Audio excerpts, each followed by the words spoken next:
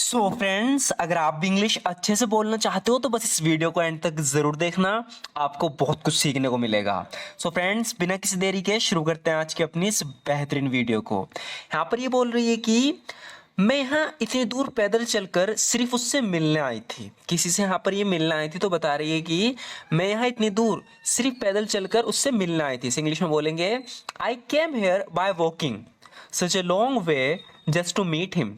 I came here by walking, यानी मैं यहाँ चलकर आई थी, वॉक करके आई थी। सच अ लॉन्ग वे, इतनी दूर, जस्ट टू मीट हिम, सिर्फ उससे मिलने। या आप इसे ऐसे बोल सकते हो कि I travelled all the way here. I travelled all the way here का मतलब है कि मैं यहाँ ट्रेवल करके आई हूँ इतनी दूर ऑन फुट, यानी पैरों पर। कहने का मतलब है कि मैं चल के आई हूँ। I travelled all the way here on foot just to see him, इसका मतलब है कि मैं यहाँ इतनी दूर पैदल चलकर सिर्फ उससे मिलने आई थी। अगर अब मैं उससे मिले बिना चली जाऊं तो मेरे यहाँ आने का फायदा ही क्या होगा। यहाँ पर कोई से कह रहा है कि वो तो यहाँ नहीं है, तुम जा सकती हो। तो यहाँ पर ये कह रही है कि अगर अब मैं उससे मिले बिना ही चली जाऊं तो मेरे यहाँ आने का फायदा क्या होगा।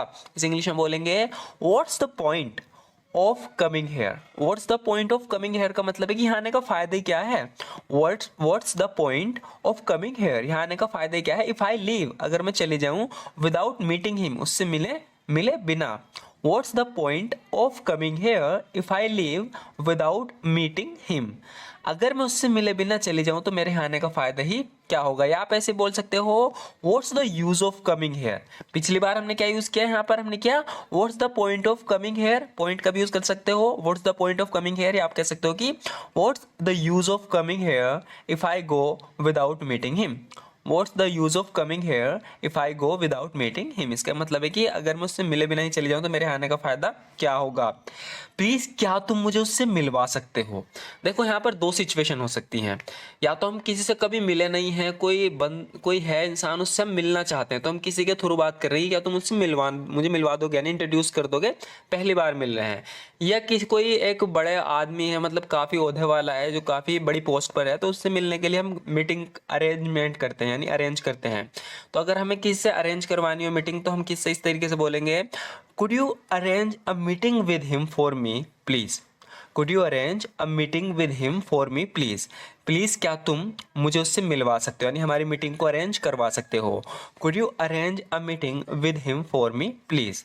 लेकिन अगर सिचुएशन ऐसी है कि आप किसी से ऐसे कैजुअली मिलना चाहते हो, आप किसी से कह रहे हो कि मुझे उससे मिलवा दो यार, तो इस तरीके से आप कह सकते हो कि can you please introduce me to him.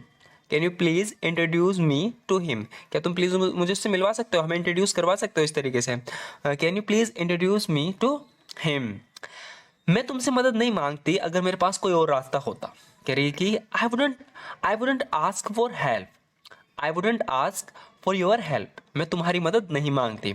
I wouldn't ask for your help if I had any other way. अगर मेरे पास कोई और रास्ता होता, I wouldn't ask for your help, तो मैं तुम्हारी मदद नहीं मांगती। I wouldn't ask for your help if I had any other way. अगर मेरे पास कोई और रास्ता होता मैं तुमसे मदद नहीं मांगती। कुछ लोग यहाँ पर सीक का यूज़ करते हैं। ज़्यादातर क्या होता है कि लोग सीक का यूज़ करते हैं, लेकिन अगर हमें सीक का यूज़ करना है तो हम बोलेंगे if I had another option. अगर मेरे पास कोई और ऑप्शन होता, कोई और रास्ता होता, if I had another option I wouldn't seek help from you. Seek यहाँ पर आ गया तो फ्रॉम का हम यूज़ करेंगे। If I had another option, अगर मेरे पास कोई और ऑप्शन होता, कोई और रास्ता होता, I wouldn't seek help from you, तो मैं तुमसे मदद नहीं लेती। यहाँ पे कहने का ये मतलब है। या आप इस तरीके से सिंपली बोल सकते हो I wouldn't ask for your help if I had any other way. अब आगे कह रही है कि मेरा उससे मिलना बहुत ज़्यादा ज़रूरी है। इंग्लिश में हम बहुत तरीके से कह सकते हैं। हम ये सब बोल सकते हैं कि it's very crucial for me to have meeting with him. It's very crucial for me to have a meeting with him, यानी मेरा उससे मिलना बहुत ज़्यादा ज़रूरी है।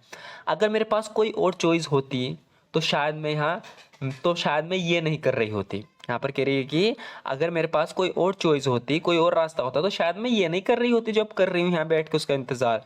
If I had a choice, if I had a choice, अगर मेरे पास चॉइस होती, ऑप्शन होता, कोई रास्ता होता, maybe I wouldn't be doing this, शायद मैं ये नहीं कर रही होती। If I had a choice maybe I wouldn't be doing this. या आप वुड की जगह हम माइट का भी यूज़ कर सकते हो। ऐसे कह सकते हो कि I might not be doing this, मैं ये नहीं कर रही होती, I might not be doing this if I had any option available, इस तरीके से आपने सुना होगा, वो लोग कहते हैं if I had any option available, अगर मेरे पास कोई ऑप्शन अवेलेबल होता, I might not be doing this, तो मैं ये नहीं कर रही होती। माइट की जगह आप वुड का यूज करोगे तो ऐसे बोलोगे if I had a choice maybe I wouldn't be doing this. कहने का दोनों का मतलब एक ही है। हम में से किसी को भी घर का काम करने में मज़ा नहीं आता, यानी कोई घर का काम करने को कह रहा है तो कह रहा है कि भाई हम में से किसी को घर का काम करने में मज़ा नहीं आता। इंग्लिश में बोलेंगे neither of us, neither of us का यूज़ करेंगे हम में से किसी को भी नहीं, इस सेंस में neither of us enjoys doing house hold chores. House hold chores का क्या मतलब होता है? घर के काम। कई बार बताया मैंने, neither of us enjoys doing house hold chores, हम में से किसी को भी घर का काम करने में मज़ा नहीं आता। हम में से कोई भी ये काम नहीं करेगा, इसके लिए हम ऐसे बोल सकते हैं नो वन अमंग अस। नीदर, इस तरीके से तो हम बोल ही सकते हैं इसे नीदर ऑफ अस, लेकिन हम इसे ऐसे बना सकते हैं इस वाले सेंटेंस को भी, हम में से कोई भी, आ रहा है ना इसी बात को यहाँ पे रिपीट कर रहे हैं ना, हम में से कोई भी ये काम नहीं करेगा। No one among us will do this work, no one among us will do this work, यानी हम में से कोई भी ये काम नहीं करेगा। No one among us will do this work. अगर इसे थोड़ा एडवांस में ले जाएं तो हम कहेंगे none of us. None of us का मतलब है हम में से कोई भी नहीं।